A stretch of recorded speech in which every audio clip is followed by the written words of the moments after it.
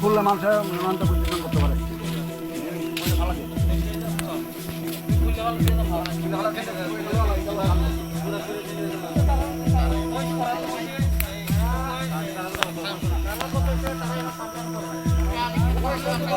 আমরা দেখলাম না তো দিয়ে দেবো না খালা জমা থাকে আমরা খাচ্ছি